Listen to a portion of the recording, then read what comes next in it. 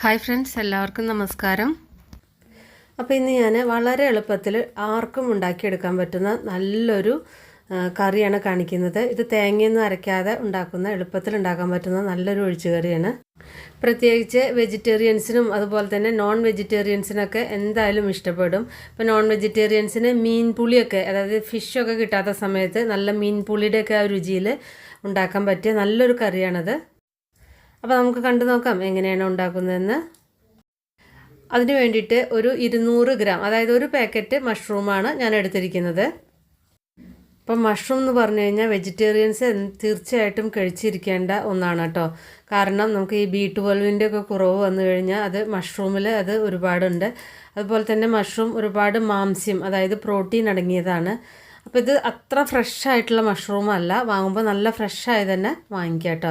ഇത് നല്ല മഞ്ഞൾപ്പൊടിയിൽ ഇട്ട് വെച്ചിട്ട് കുറച്ച് ഉപ്പൊക്കെ ചേർത്തിട്ട് ഞാൻ നന്നായിട്ട് കഴുകി വെച്ചതാണത്. അപ്പോൾ കുറച്ച് മഞ്ഞൾപ്പൊടി കലക്കിയ വെള്ളത്തിൽ ഇട്ട് വെച്ചിട്ട് അതിന് ശേഷം കഴുകിയെടുക്കണം, എന്നാൽ വിഷാംശമൊക്കെ പോയി കിട്ടും. ഇനി ഇതിലേക്ക് ഒരു അരപ്പ് റെഡിയാക്കണം. അതിന് വേണ്ടിയിട്ട് ഒരു 1.5 പിടി ചെറിയ ഉള്ളി തന്നെ വേണം കേട്ടോ. 1.5 പിടി ചെറിയ ഉള്ളി, പിന്നെ എരിവിന് ആവശ്യമായിട്ടുള്ള മുളക് പൊടിയും കാശ്മീരി ചില്ലി പൗഡറും രണ്ടും കൂടിയിട്ട് ആവശ്യത്തിനുള്ളത് മിക്സ് ചെയ്ത് എടുക്കുക. അപ്പോൾ ഞാനത് മിക്സിയുടെ ജാറിലേക്ക് ഇട്ടിട്ടുണ്ട്. ഇനി ഇതിലേക്ക് ഒരു ചെറിയ കഷ്ണം ഇഞ്ചി കൂടി ചേർക്കുക. ഇപ്പോൾ ഇതാ നന്നായിട്ടിത് അരച്ചെടുത്തിട്ടുണ്ട്. ഇതിലേക്ക് കുറച്ച് മഞ്ഞൾപ്പൊടി കൂടി ചേർത്തോളൂ കേട്ടോ.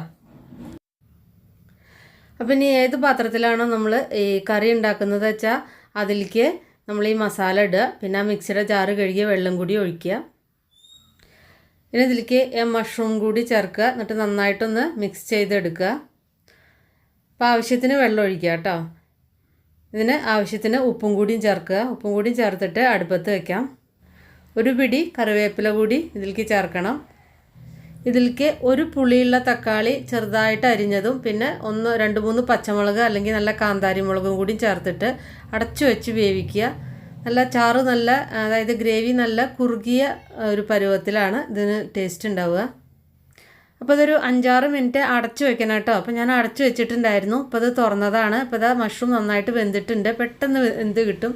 പിന്നെ ഗ്രേവി കുറച്ച് കൂടുതലുണ്ടെങ്കിൽ അത് ഫ്ലെയിം ഒന്ന് കുറച്ച് വെച്ചിട്ട് ഒന്ന് കുറുക്കിയെടുക്കുക. കുറുകിയ ചാറായിരിക്കും. അവസാനം ഒരു പിടി കറിവേപ്പില ഇടുക, പിന്നെ 1-2 ടേബിൾ സ്പൂൺ നല്ല പച്ച വെളിച്ചെണ്ണ ഒഴിക്കുക കേട്ടോ. ഫ്ലെയിം ഓഫ് ചെയ്തതിൻ്റെ ശേഷം മാത്രം എണ്ണ ഒഴിച്ചാൽ മതി. അപ്പോഴാണ് ആ പച്ച വെളിച്ചെണ്ണയുടെ ആ ഫ്ലേവറാണ് ഇതിന് നല്ല ടേസ്റ്റ് തരിക. ഇത് ഉണ്ടെങ്കിൽ ചോറിൻ്റെ കൂടെ നമുക്ക് വേറെ ഒന്നും വേണ്ട, അത്രയും ടേസ്റ്റാണ്. പിന്നെ ഹെൽത്തിനും വളരെ നല്ലതാണ് മഷ്റൂം. അപ്പോൾ നിങ്ങൾ ഉണ്ടാക്കി നോക്കിയിട്ട് നിങ്ങളുടെ ഫീഡ്ബാക്കൊക്കെ അറിയിക്കുക. ഇഷ്ടപ്പെട്ടാൽ ലൈക്ക് ചെയ്യാനും ഫോളോ ചെയ്യാനും സബ്സ്ക്രൈബ് ചെയ്യാനൊന്നും മറക്കണ്ട. അപ്പോൾ ഇനി നമുക്ക് വേറെ ഈസി റെസിപ്പി വീണ്ടും കാണാം. താങ്ക്